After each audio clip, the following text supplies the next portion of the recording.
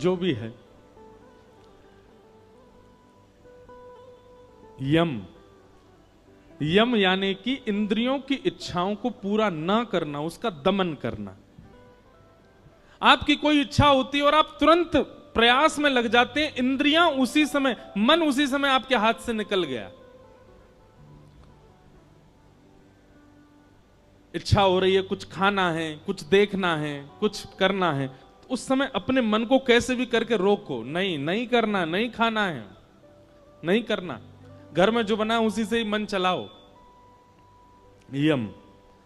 दूसरा नियम, एक नियम का पालन करो।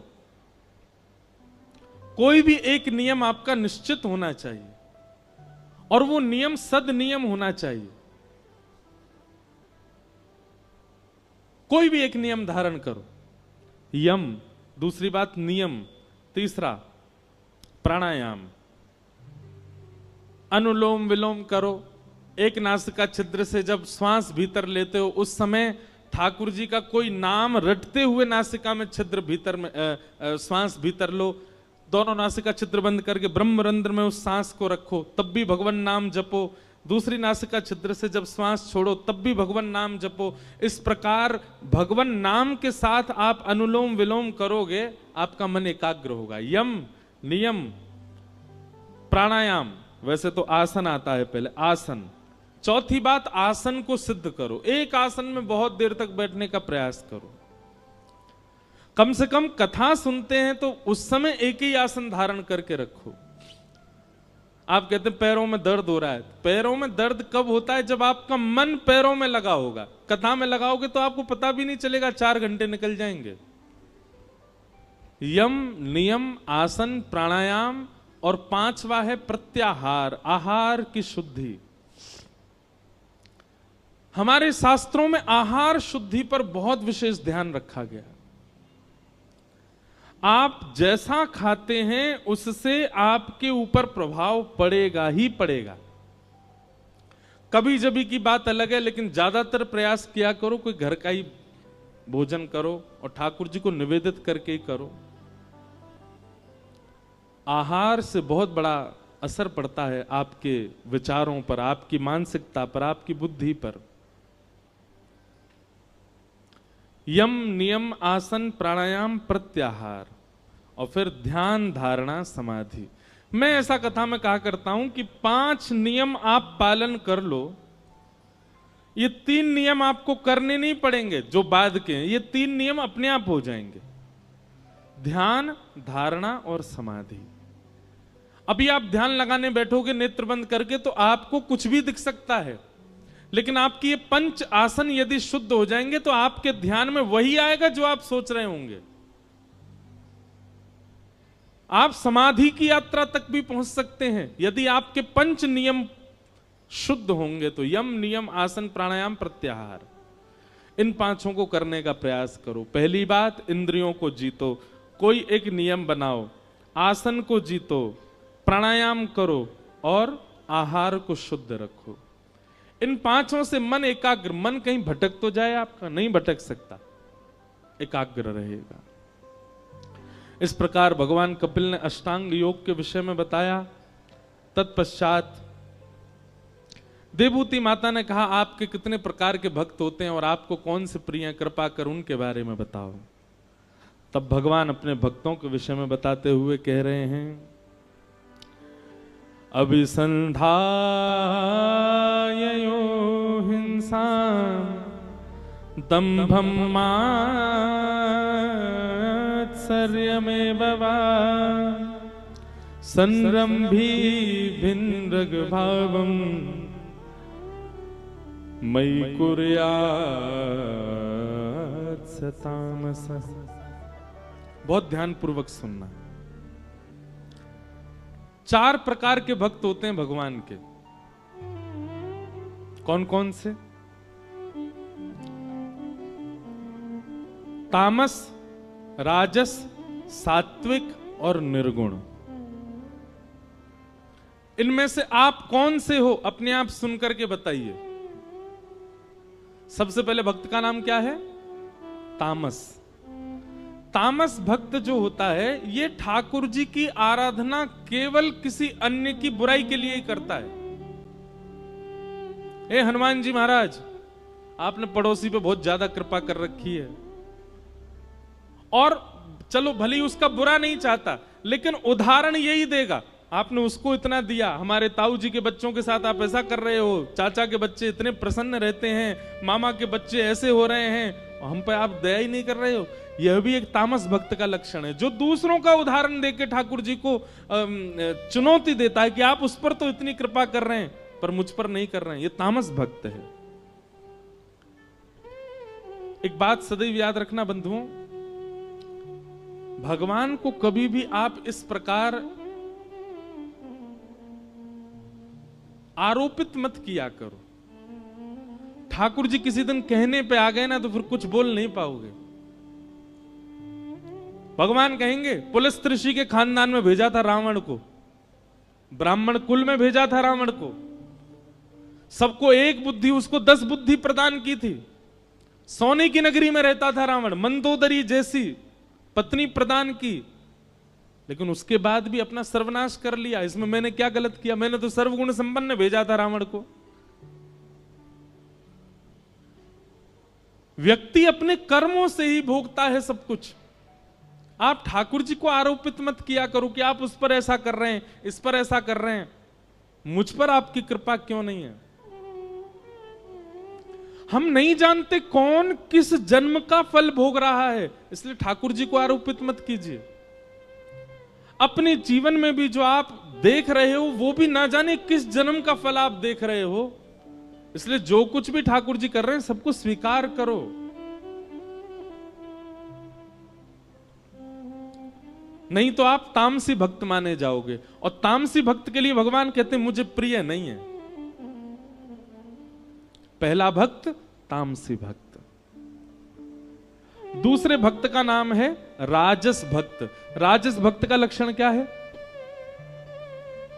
कि विषयान विसंधाय यश ऐश्वर्यमेव वा अर्चा दावर्च यद्यो मां पृथक भावस राजस।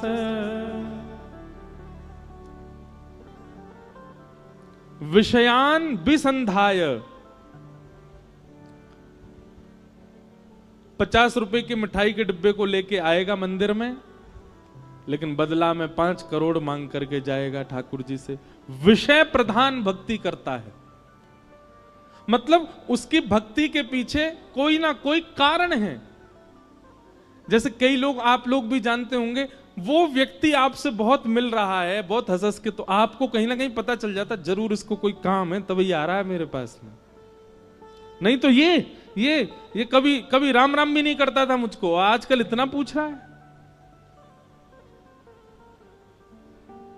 ठीक वैसे ही जब आप ठाकुर जी के पास जाना विषयों के लिए शुरू करते हैं, पहले तो ठाकुर जी प्रभावित होते हैं, अरे वाह देखो, आओ हो आज तो इंद्रेश आया है, ओ क्या लेके आया, ओ मिठाई लेके आया, कलाकंद लेके आया है, वाह।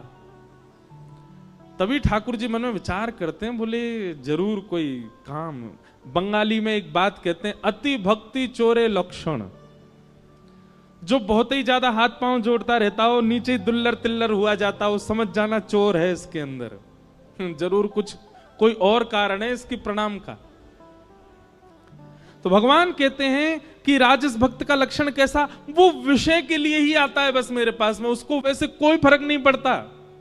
हनुमान जी के ऊपर मक्खी बिनबिनाई रही हैं, हनुमान जी के मंदिर में एसी नहीं चल रहा है, बेचारे पूरे दिन पसीना में बैठे रहे, कोई फर्क नहीं पड़ता, लेकिन अपनी कामनाओं के लिए आ जाता है, सारे हाथ जोड़ देता है, पैर पड़ देता है, बिल्कुल तपस्या करने लग जाता है। उन्होंने ये नियम बताया, ये भी करेंगे, ये नियम बताया, ये भी करेंगे, पर सारे नियमों के पीछे कारण क्या है? विषय। एक भारत में एक जगह है, वहां भीड़ नहीं है ज्यादा, लेकिन बहुत अद्भुत जगह है। उस स्थान का नाम है जागेश्वर। क्या नाम है? जागेश्वर। उत्तराखंड में कमाऊ एक क्षेत्र है, नैनीताल वाला, वहां जब आप ऊपर जाएंगे तो वहां तीन स्थान हैं महादेव के, जागेश्वर, बागेश्वर और मुक्तेश्वर। जीवन में कभी अवसर मिले तो उन तीनों स्थानों का दर्शन जरूर करना। और तीनों स्थान पता कैसे हैं? मुक्तेश्वर पहाड़ की चोटी पर है, बागेश्वर समतल में है और जागेश्वर नीचे पाताल में। और जागेश्वर स्थान जो है ना, यहां पर महामृत्युंजय का जो मंत्र है वो वहीं प्रकट हुआ, जागेश्वर। इसीलिए उनका, वहां के महादेव का नाम है जागनाथ। वहीं से ही महामृत्युंजय प्रकट हुआ। वहां की कथा ऐसी बताते हैं कि जागनाथ उनको इसलिए कहा जाता कि वो नाथ इतने सिद्ध थे, सब लोग ध्यान से सुनना, कि कोई व्यक्ति आके कुछ भी मांग ले सब पूरत कर देते थे। एक बार एक कहीं के राजा ने किसी अच्छे राजा की हिंसा की कामना उनसे की, वो तो सबको आशीष देते थे, बोले तथास्तु। ये बात जब आद्य गुरु शंकराचार्य जी को पता चली तो शंकराचार्य भगवान गए और वहां जाकर के महादेव से प्रार्थना की, बोले कलिकाल आने वाला है नाथ, आप यहां सबकी मनोकामना पूरी कर देंगे, कलयुग में लोग कुछ भी मांग सकते हैं, इसलिए हमारी प्रार्थना है कि आप अंतर। तब ठाकुर जी वहां पर शांत हो गए, नहीं तो महादेव से जो मांगो वो मिलता था। आज भी वहां नियम है, रात्रि 6-7 बजे मंदिर बंद हो जाता है और फिर उसके बाद वहां आप देखेंगे कि दंपति, पति पत्नी अपने हाथ में दिया लिए रात भर खड़े रहते हैं। कहीं के भी बहुत सारे दंपति चारों ओर से मंदिर को घेर के ऐसे हाथ में दिया लेके खड़े रहते हैं। और कब तक खड़े रहेंगे? सुबह जब तक मंगला के दर्शन नहीं खुलेंगे तब तक खड़े रहते हैं। क्यों? मंगला होती जैसी वो दीपक महादेव को अर्पित करते हैं तो जिनको संतान नहीं है उनको संतान की प्राप्ति होती, ऐसा वहां कहते हैं।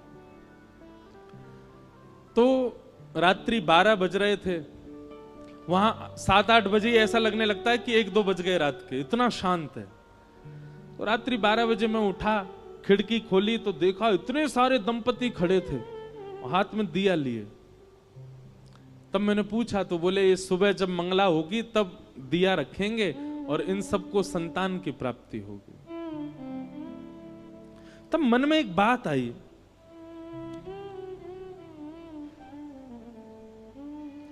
व्यक्ति को पता है कि अगर मैं इन देव के सामने ऐसा कुछ करूंगा तो मैं जो चाहूंगा वो मुझे मिलेगा।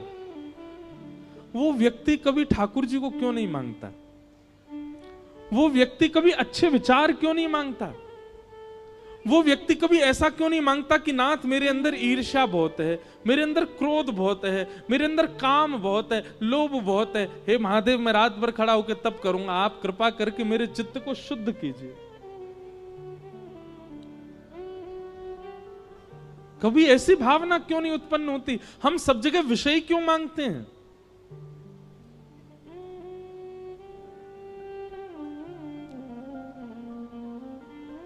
हमारी प्रार्थना है बंधुओं, जहां भी ऐसे स्थान हैं जहां मनोकामना पूर्ण की जाती है,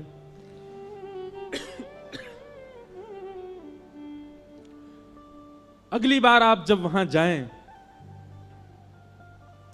एक बार हमारे कहे से कोई विषय मत मांगो, शुद्ध विचार मांगो, शुद्ध व्यक्तित्व मांगो, हम शुद्ध इंसान बने, ऐसी कोई कामना करो ठाकुर जी से।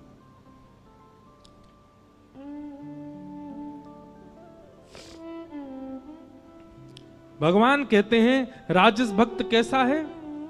बोले विषय प्रधान भक्ति करता है, केवल विषय की कामना करता है। और दूसरी बात, यश ऐश्वर्य में बाबा, केवल यश के लिए, ऐश्वर्य के लिए, संपत्ति के लिए मेरे आगे सर झुकाता है।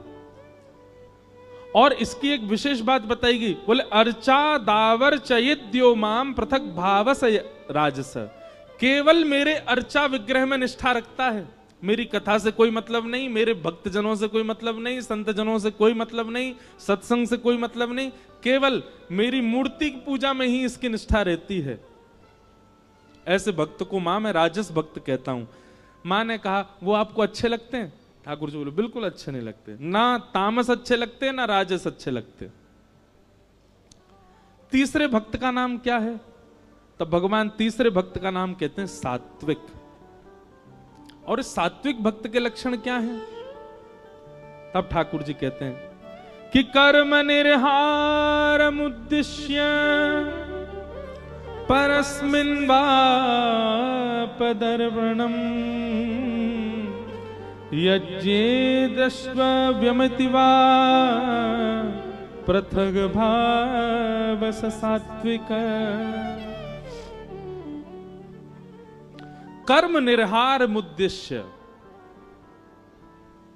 वो जो कुछ भी करता है, भले ही उसने परिश्रम करके किया, भले ही उसने बलपूर्वक किया, भले ही उसने बहुत बहुत अनुनय विनय करके किया, लेकिन फिर भी वो हर कर्म के फल के रूप में यही कहता है कि सब ठाकुर जी ने कराया, मेरी कोई क्षमता नहीं थी। मैं जो कुछ भी कर रहा हूं, मैं कथा सुना रहा हूं, मैं किसी व्यक्ति को श्रेष्ठ बना रहा हूं, असहाय लोगों की सहायता कर रहा हूं, असहाय लोगों के इलाज के लिए अस्पताल बनवा रहा हूं, असहाय बालकों को विद्यालय में पढ़वा रहा हूं, आदि आदि जो कुछ भी अपने जीवन में करता है, सबके पीछे एक ही भाव रखता है कि सब ठाकुर जी करा रहे हैं, मेरी ये क्षमता नहीं थी।